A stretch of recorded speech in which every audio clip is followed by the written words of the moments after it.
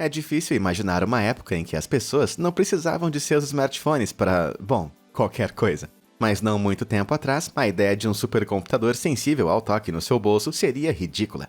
Acredite ou não, costumávamos usar peixe na cabeça para curar dores de cabeça, assim como inalar crostas para combater doenças. Então guarde o telefone e prepare-se para ver o quão longe a ciência conseguiu chegar, a menos que você esteja vendo isso no seu telefone, é claro. Toques de alarme. Você acha que consegue levantar na hora, todos os dias, sem despertador? Não, nem eu. Mas antes de se tornarem prontamente disponíveis nos anos 50, ninguém possuía eles. Então como que as pessoas levantavam de manhã? Bom, na Grã-Bretanha, havia toda uma profissão dedicada a tirar as pessoas da cama. Essas pessoas, chamadas knocker-uppers, eram comuns ao longo do século XIX e início do século XX, e percorriam as ruas todas as manhãs com longas varas de bambu.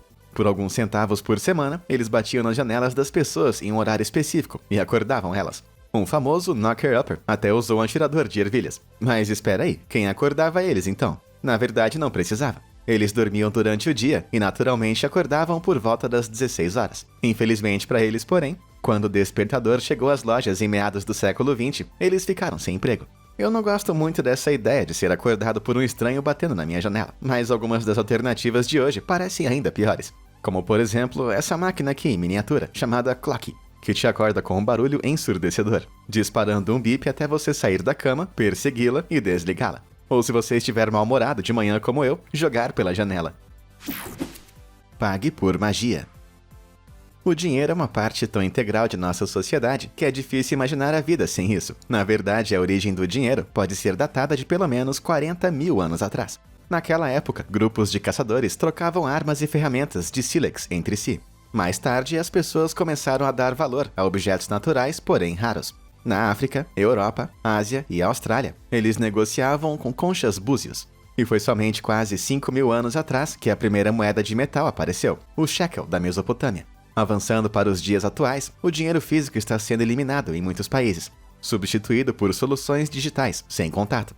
Mas e se eu disser para você que em breve você vai poder pagar usando apenas a sua mão ou o pulso? Por incrível que pareça, essa tecnologia existe há anos e envolve colocar um minúsculo microchip do tamanho de um arroz sob a pele com uma seringa, que realiza transações sem contato.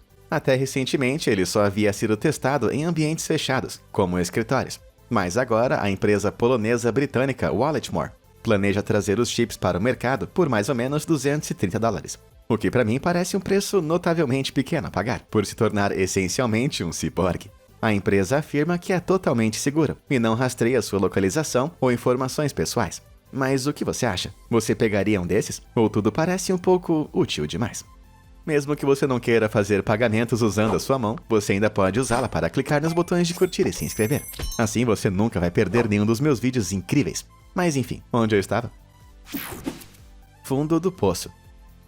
Se existe uma coisa que nós damos muito valor, é poder limpar nossos bumbuns com papel higiênico. No entanto, o papel higiênico não estava amplamente disponível em qualquer lugar até que a China o fabricou pela primeira vez no século XIV, e não chegou aos Estados Unidos até o século XX.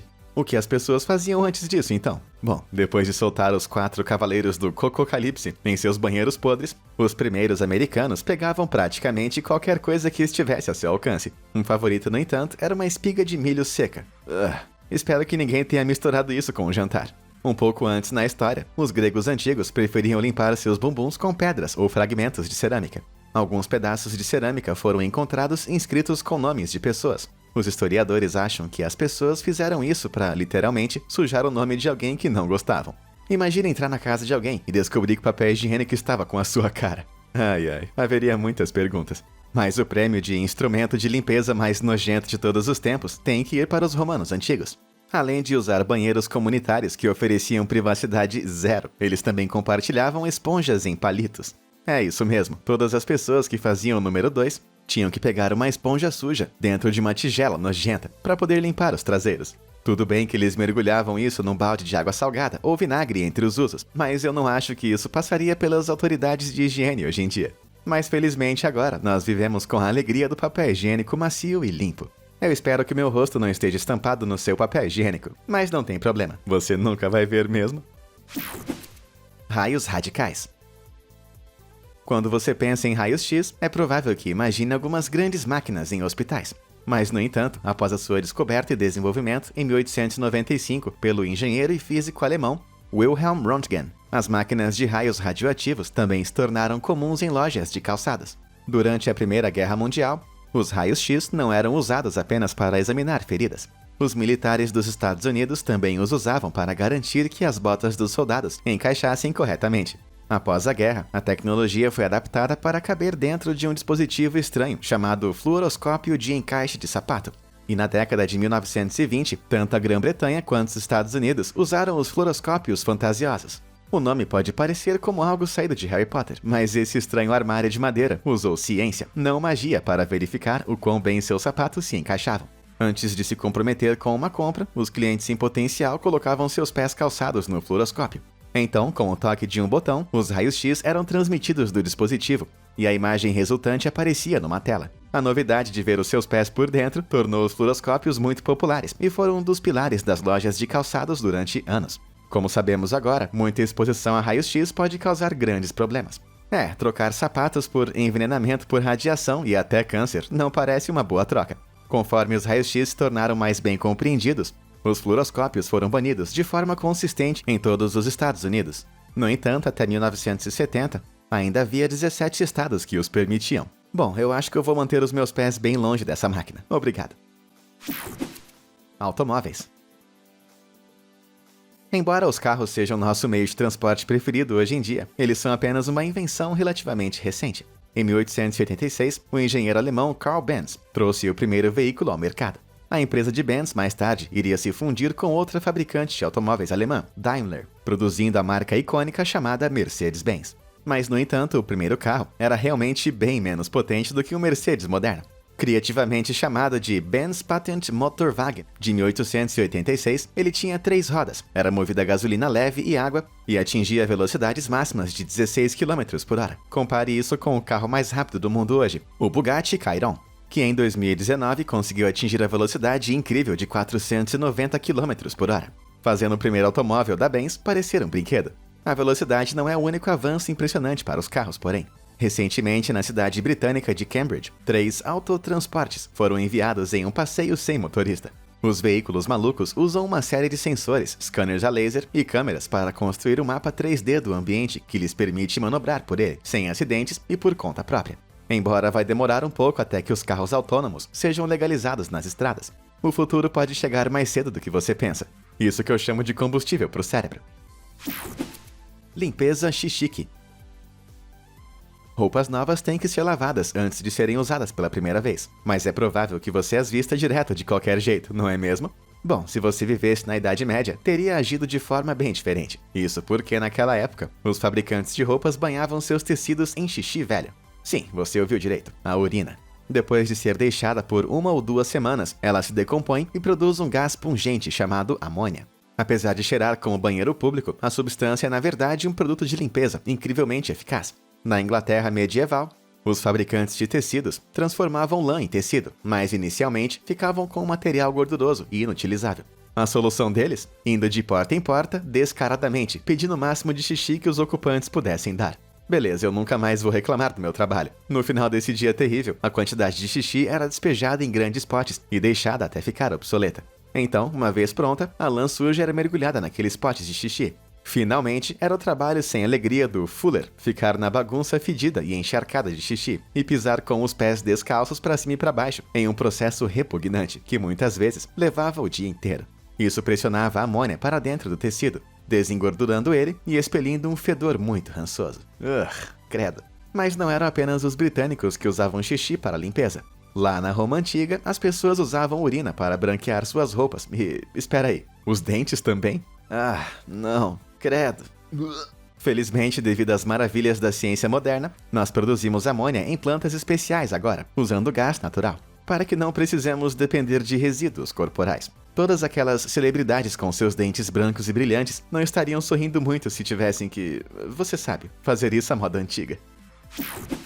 Câmara espacial. O espaço nos fascina desde o início dos tempos, portanto, não é surpresa que quando a primeira câmara amplamente disponível foi inventada em 1839, o inventor francês chamado Louis Daguerre Foi bem rápido para tirar uma foto da Lua. Infelizmente, essa foto histórica foi perdida quando o laboratório de Daguerre acabou sendo incendiado no final daquele ano. Mas temos essa foto tirada em 1840 por John William Draper, a imagem mais antiga existente da Lua. 150 anos depois, a NASA lançou o telescópio espacial Hubble, em 1990, que mudou a fotografia espacial para sempre. Em vez de depender de imagens tiradas da Terra, agora poderíamos tirar fotos do próprio espaço. Em 1994, a Faint Object Camera da Agência Espacial Europeia tirou essa imagem de Plutão do telescópio espacial Hubble. Não muito impressionante, não é mesmo? Isso porque, embora o Hubble estivesse mais perto de Plutão do que da Terra, o planeta anão ainda estava a 4,3 bilhões de quilômetros de distância. Então, ter capturado qualquer coisa já é uma façanha em si. O que torna essa foto de Plutão, tirada 11 anos depois, em 2015, ainda mais incrível. A foto foi tirada da espaçonave New Horizons, da NASA, lançada em 2006, que depois de 9 longos anos de viagem, chegou a insanos 12.552 quilômetros da superfície de Plutão. Isso é 346 mil vezes mais perto do que o Hubble. Propulsores de espaçonaves apropriados não haviam sido desenvolvidos no momento em que o Hubble foi lançado, enquanto em 2006, a tecnologia havia avançado bastante para encaixar a New Horizons com 16 propulsores, permitindo que viajasse muito mais longe e bem mais rápido. Sabendo disso, a diferença entre as duas imagens é realmente compreensível. Cara, isso realmente tá envergonhando meu perfil do Instagram. Choque feliz. Se você tiver dor de cabeça, tomar alguns comprimidos geralmente é o suficiente para manter a dor sob controle. No entanto, analgésicos como paracetamol e ibuprofeno não estavam prontamente disponíveis até os anos 1950 e 1960. Nos tempos antigos, sem a medicina moderna, os médicos recorreram a soluções mais chocantes. O antigo médico romano, Scribonius Largus, recomendou o uso de peixe elétrico para curar os sintomas de dor de cabeça. Depois de colocar um animal aquático na cabeça do paciente, ele começaria a eletrocutá-lo com até 50 volts de eletricidade por vez. E na verdade isso deu certo. A eletricidade não era forte o bastante para causar danos, e na verdade entorpecia a dor. A única desvantagem era ter que, usar um chapéu molhado e vivo que dava choques. Felizmente para nós, a prática está tão morta quanto o velho Scribonius. No entanto, o conceito de usar choques elétricos para aliviar a dor é tão vivo quanto você e eu. Cientistas que estudam o fenômeno do City College de Nova York colocaram eletrodos nas cabeças de pacientes com enxaqueca e enviaram leves choques elétricos através deles. Depois de sessões repetidas, eles descobriram que a duração e intensidade de suas enxaquecas foram reduzidas em até 40%. Não sabemos ao certo por que isso funciona, mas a eletricidade pode liberar neurotransmissores no cérebro que aliviam a dor. E se você quiser experimentar por si mesmo, você não precisa aprender a pescar. Você pode comprar tiaras carregadas eletricamente agora mesmo, desde que tenha $300 sobrando. Eu acho que eu vou ficar com paracetamol mesmo. Mas obrigado. Vácuo veicular. Passar o aspirador de pó é muito chato, não é mesmo? Mas o antecessor do aspirador não foi nada ruim, foi um sucesso. Em 1901, o engenheiro britânico Herbert Cecil Booth viu uma demonstração de uma máquina sopradora de poeira que poderia limpar os tapetes dos vagões de trem. Tudo o que realmente parecia fazer era jogar a poeira em outro lugar. Justamente convencido de que a sucção seria muito superior, Booth criou o primeiro aspirador de pó. Por uma taxa, a máquina chegava por fora de sua casa e, em seguida, mangueiras compridas passavam pelas janelas. Assim que a máquina era ligada, um motor movido a gasolina sugava o ar, junto da sujeira de dentro da casa, através das mangueiras. A sujeira era então filtrada em uma câmara de vidro transparente na lateral da máquina. Os moradores do lado de fora costumavam ficar parados e maravilhados com o quanto havia sido coletado. Mas contratar um Puffin Billy apenas uma vez custava 20 libras, aproximadamente o mesmo que um salário anual de uma empregada doméstica, e o equivalente a mais de $3.000 hoje. Apesar de começar como um fluxo que apenas a elite podia pagar, com o passar do tempo, os aspiradores de pó ficaram muito mais baratos e bem menores também. No entanto, embora agora eles sejam alimentados por eletricidade, o aspirador moderno ainda segue muitos dos mesmos princípios de design do Puffin Billy original de Booth. Aposto que ele ficou feliz por não ter deixado essa ideia juntar poeira. Essa foi boa, fala a verdade. Clonagem. Pra mim, a clonagem ainda soa como um tipo de coisa que só existe em filmes de ficção científica, mas, por incrível que pareça, isso vem acontecendo na vida real, há mais de 100 anos. Em 1902, o cientista alemão Hans Driesch criou o primeiro clone dividindo um embrião de salamandra em dois e criando um par de lagartos idênticos. Desde então, todos os tipos de animais diferentes foram clonados com sucesso. Mas, no entanto, nada foi tão maluco quanto o que aconteceu em 30 de julho de 2003. Em um movimento parecido com o Jurassic Park, cientistas na Espanha trouxeram de volta à vida uma espécie extinta de cabra selvagem. O Ibex dos Pirineus morreu em 2000, mas amostras congeladas de sua pele ainda permaneciam em laboratórios. Ao pegar o DNA dessa pele e colocar nos embriões de cabras domésticas vivas, os cientistas conseguiram engravidar uma cabra, que deu à luz ao Ibex. Infelizmente, o recém-nascido faleceu devido a problemas respiratórios. No entanto, isso prova que animais extintos podem ser ressuscitados, o que honestamente é alucinante. Mas não se preocupe muito com o Jurassic Park do mundo real. É necessário uma mãe de aluguel muito semelhante às espécies extintas para que o processo funcione. Um Ibex ainda é um tipo de cabra e ainda havia problemas. E o mais próximo que temos de um T-Rex é uma galinha. Cara, isso seria um ovo realmente grande. Se, no entanto, você deseja que seu bichinho de estimação seja clonado, você está com sorte. A Viagen Pets, com sede no Texas, vai clonar o seu gato por $25 mil e seu cachorro por 50 mil. E eles não são a única empresa que oferece esse serviço insano. O que você acha? Você clonaria um de seus bichinhos de estimação? Ou os seres humanos foram longe demais ao brincar de Deus? Conta aí o que você acha nos comentários abaixo. Relógio não tão inteligente. Hoje, um relógio muitas vezes faz muito mais do que apenas dizer as horas. Os smartwatches podem informar o clima, seu pulso e até funcionar como telefones. No entanto, o conceito de um relógio inteligente foi comercializado pela primeira vez em 1984. O computador de pulso Seiko UC2000 parece e soa como algum tipo de super-arma montada em seu pulso, mas a sua funcionalidade real era um pouco menos chamativa. Por quase $800 no dinheiro de hoje, você poderia comprar um dispositivo que não apenas informava as horas, mas também permitia fazer a lista de compras. Ah, maravilha! O relógio em si era desajeitado, mas fazia o trabalho, com configurações básicas de hora, cronômetro e alarme. No entanto, ao conectá-la ao teclado UC2100, você desbloqueava uma grande variedade de opções. Ok, eu menti um pouco. Isso basicamente permite que você digite notas e use uma calculadora, mas espera aí, tem mais. A extensão definitiva, o UC2200, transformou o relógio em um mini-computador. Você podia jogar jogos simples, experimentar um pouco de codificação e até imprimir o seu trabalho usando impressora térmica integrada. No entanto, a impressora esgotava o sistema alimentado por bateria muito rápido e só podia imprimir pedaços de papel do tamanho de recibos. Então, provavelmente não valia a pena usá-lo para escrever o seu próximo romance. Quase 40 anos após o Seiko UC2000, os relógios compactos com telas sensíveis ao toque com 1 zilhão de usos dominaram o mercado. É claro que eles são muito mais poderosos, mas eles podiam nem existir se não fosse por esse veterano. Banheiros horríveis. Eu não sei quanto a você, mas eu com certeza considero ter um banheiro como uma coisa boa. Porque eles nem sempre foram esses tronos de porcelana, limpinhos e com descarga que temos hoje em dia. De volta à Europa medieval, os ocupantes de castelos usavam salas conhecidas como garderobes para fazer o trabalho sujo. Eles eram pequenos, se projetavam para fora das paredes do castelo e tinham um buraco de cocô que descia pela lateral do castelo e que terminava num poço ou fosso. Sem nenhum sistema de encanamento, era o trabalho nada invejável dos chamados agricultores de gongos, desenterrar a bagunça fedorenta e grosseira do fundo e tirá-la do castelo.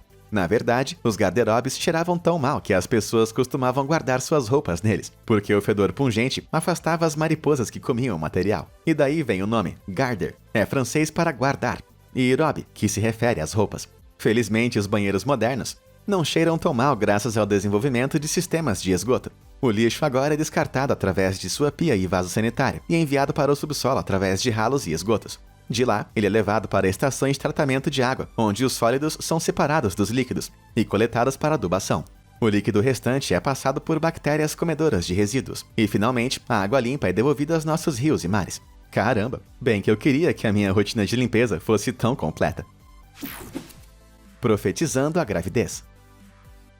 Testes de gravidez descartáveis não são apenas incrivelmente úteis, mas são baratos, confiáveis e comuns ao redor do mundo. E se eu disser pra você que aquelas coisinhas plásticas nas quais as mulheres fazem xixi são um substituto para os ratos?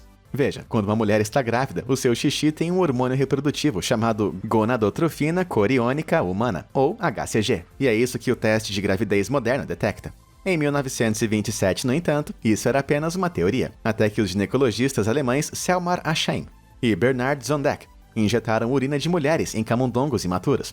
Eles descobriram que se a mulher estivesse grávida, o hormônio na urina iria provocar uma resposta reprodutiva no camundongo, podendo ser vista em um ponto de sangue nos ovários do roedor. Ao verificar esse sangue, eles podiam dizer com segurança se alguém estava grávida ou não. O procedimento era inegavelmente cruel com os pobres camundongos, mas pelo menos abriu caminho para um método mais ético que usamos hoje em dia.